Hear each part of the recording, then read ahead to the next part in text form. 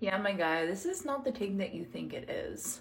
Despite what you think, there's more than rich white people in LA. The fact of the matter is it's families, it's homes, it's pets, and it's wildlife that all got destroyed. I mentioned the Pacific Palisades because that's the one that was near and dear to my heart. I lived in a duplex in Brentwood when I lived in LA for almost 4 years, and I would frequent the Pacific Palisades and go hiking there a lot. And it's a very beautiful place. And at the time when I mentioned it, that was the biggest fire that had broken out in the main fire. But since then, 5 more fires have broken out in LA, spreading across the entire city.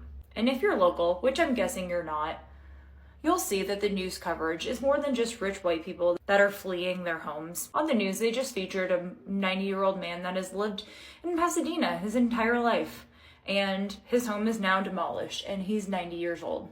How's he supposed to start over? How's he supposed to rebuild at 90 years old? So this isn't really the take that you think it is of a bunch of rich white celebrities losing their homes.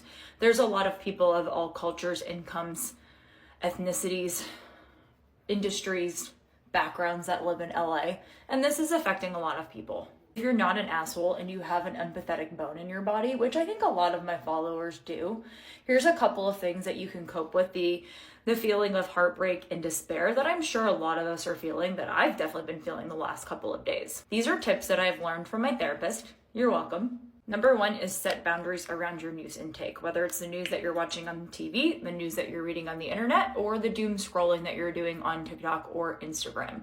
I know I, for one, have caught myself doom scrolling and not being able to turn off the TV for the last 36 hours, but there is no TV on for me today. I got caught up on how much it's spread in the different areas that it's popping up, and I'm keeping tabs and checking in as needed, but I can't tune into it and see the devastation the entire day. There's definitely a balance between being informed and being consumed, and it's very easy to become consumed. So keep that in mind.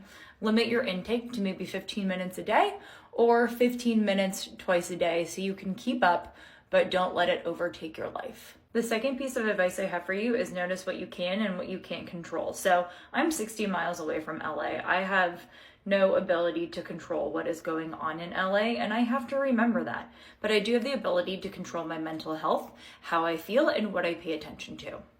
I thought this was a pretty impactful one.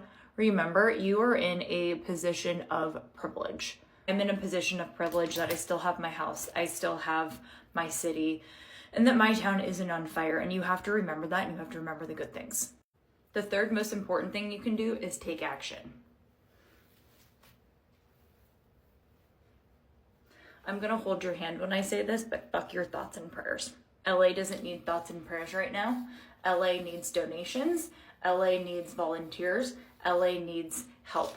Whether it's spreading the word about different organizations, if you don't have the funds to even donate $5 to the LA Fire Department, spread the word, share it on social media, because someone you know or someone that sees this might have the ability to give that money, to give that donation.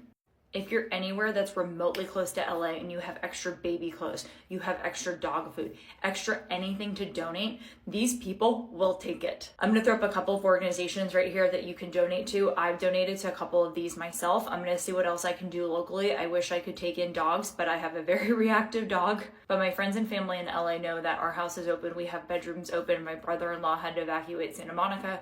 He's down here. Do whatever you can to help. This is a very dire situation. People have lost their entire livelihoods, and it's not just rich white people, so have a little bit more compassion.